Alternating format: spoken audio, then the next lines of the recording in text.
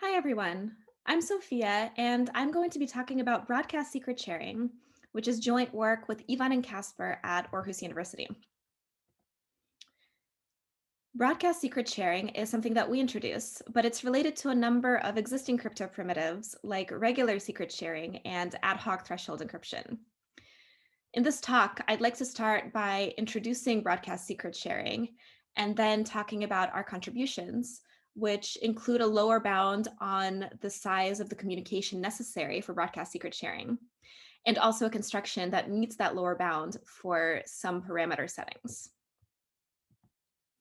I'll use regular secret sharing as a starting point. So in a regular secret sharing scheme, we have a sender with a secret message M, and we have a number of receivers. And in this picture, the brown bunny is our sender and the white fluffy bunnies are the receivers. So the brown bunny runs a share algorithm, which produces one share for each of the white bunnies. And she gives those shares to the white bunnies. So if T is our privacy threshold, then the guarantees we want are, well, first, that any T of the shares held by the white bunnies don't reveal anything about M. So even given any T shares, M retains its full entropy. And second, given any T plus 1 shares, we can recover M. M is fully determined. One of the most ubiquitous secret sharing constructions is Shamir secret sharing, where the shares are points on a random polynomial of degree T that has the message M as its y-intercept. So in this picture, we have T set to 3. If any 3 of the bunnies publish their shares, that's not enough to interpolate the polynomial, so the message M remains hidden. But if any 4 bunnies publish their shares, that's enough to determine the message M.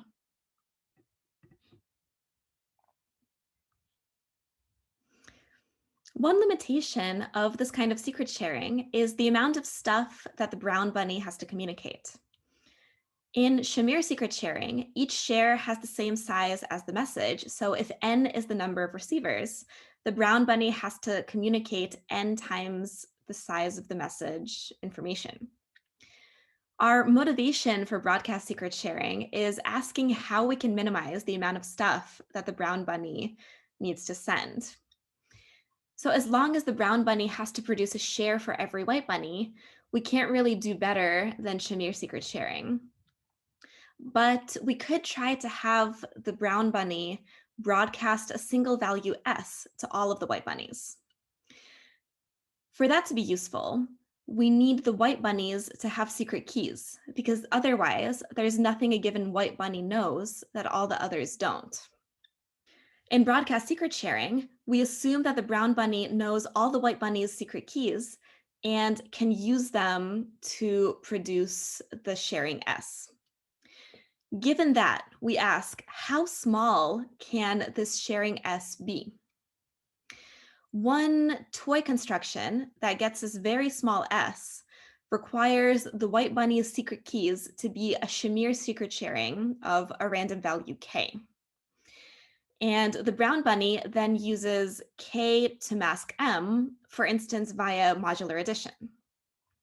Then any T or fewer white bunnies can't recover K and so can't recover M, but any T plus 1 white bunnies can interpolate the polynomial to get K and can then unmask the message. However, requiring the keys to lie on a polynomial of degree T is really very restrictive, especially when we consider where the keys might come from. So in practice, we don't want to require a complicated trusted setup. And instead, we want the brown bunny to agree on these keys with the white bunnies in some natural, efficient way. They could use non-interactive key agreements, or maybe in a future where quantum techniques are easy to use, they have some entangled bits they use for this. And maybe once they've agreed on keys, they could use a pseudo-random generator to expand those keys so that they can use them for multiple secret sharings. All of these techniques require that the secret keys be independent. And they really sort of preclude this construction where the keys lie on a degree T polynomial. So this brings us to our definition of broadcast secret sharing. Broadcast secret sharing is just a secret sharing scheme where the sender and receivers share independent secret keys, and where the sender can use these keys together with the message to derive a single sharing value S, which she broadcasts. So under this constraint, the brown bunny can still use a similar approach. All she has to do is additionally publish correction values. She can fix the polynomial to go through the first t+1 keys. And for each additional key beyond these t+1 that doesn't actually lie on this polynomial, she can publish a correction value that lets the bunny with that key recover the point on the polynomial. So in the picture, since K5 doesn't lie on the polynomial, the brown bunny additionally publishes K5 minus R5, where R5 is the appropriate polynomial point. So now we again have the property that if any t+1 bunnies publish their keys, this gives us enough information to interpolate the polynomial and recover K, and then unmask the message M. Our sharing S consists of the masked message M together with n minus t minus 1 correction values. So the total size of S is going to be n minus t times the size of the message. In our work, we prove that a sharing S of this size is in fact the best we can do, but we'd like to do better. So we also explore what happens when each key is shared by the brown bunny and more than just one of the white bunnies. This kind of setup is also achievable. For instance, if we use multi-party key agreement or multiple entangled quantum bits. This introduces another parameter to broadcast secret sharing, which is the number of white bunnies who share a given key with the brown bunny. We call this number Q. So in our setting, we assume that every set A of size Q shares a secret with the brown bunny, and we call set A's secret K sub A. So in this picture, the first bunny knows every K sub A such that 1 is an A, etc. Coming back to bounds on the size of the sharing S, we can describe these bounds in terms of N, T, and Q. We already covered the case where Q is 1, and we know that in that case, N minus T times the size of the message is the smallest that S can be, and that this size is in fact achievable.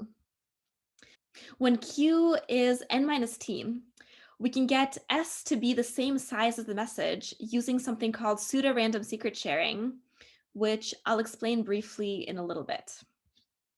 And it actually doesn't make sense for us to consider Q any larger than N minus T, because we can always hack a smaller Q from a larger Q by having some dummy parties in our sets A that share secrets with the brown bunny. So our first main result of the paper is to show that in general, the smallest that S can be is N minus T times the size of the message divided by Q. And when Q equals 1 or N minus T, this matches the lines we already have in our picture.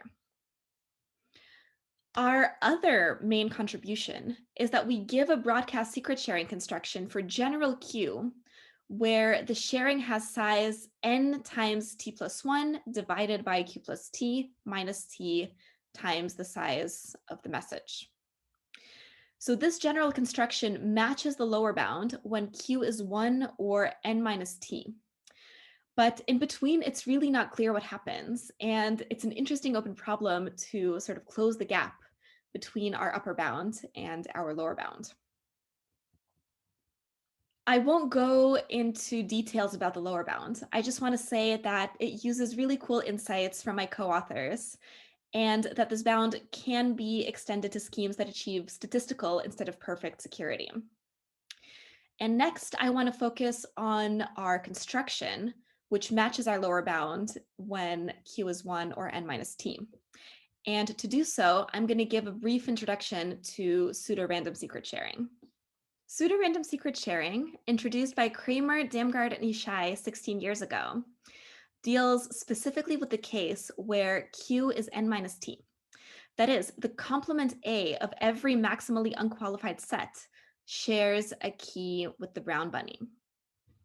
So let's take T to be 3. The green and the blue sets in the picture are both complements of maximally unqualified sets of 3 bunnies. So the green set and the blue set both share a key case of A with the brown bunny.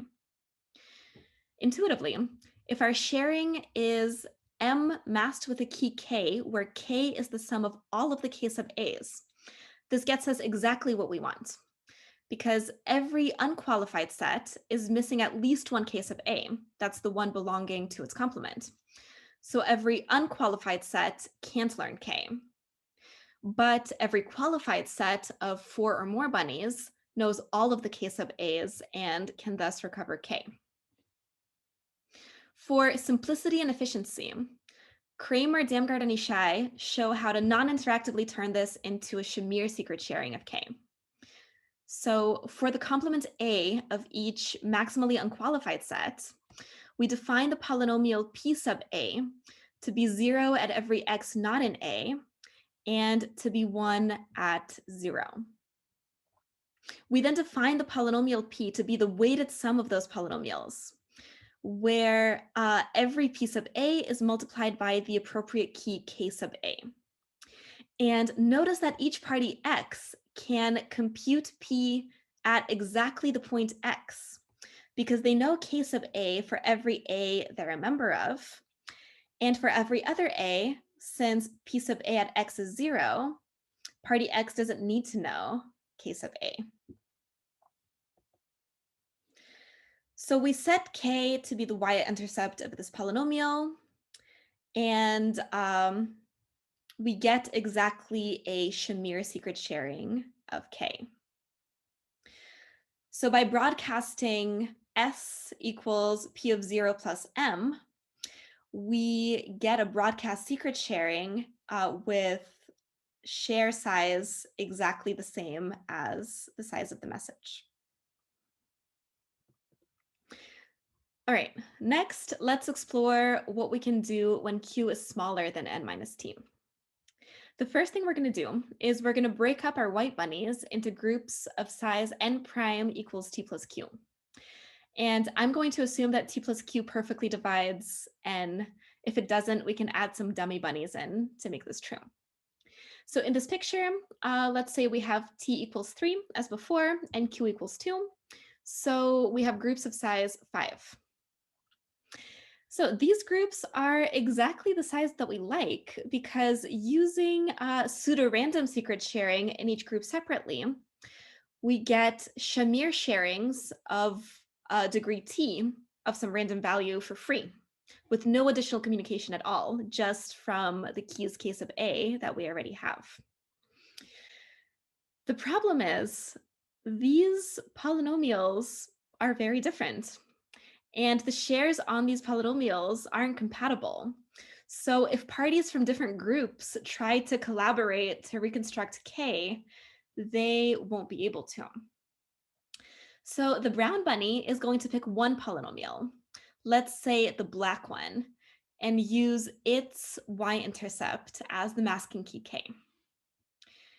So as usual, our brown bunny is going to publish M masked with the key. But now it also needs to communicate something. It needs to broadcast something to help the green and blue groups also contribute to a reconstruction if they need to.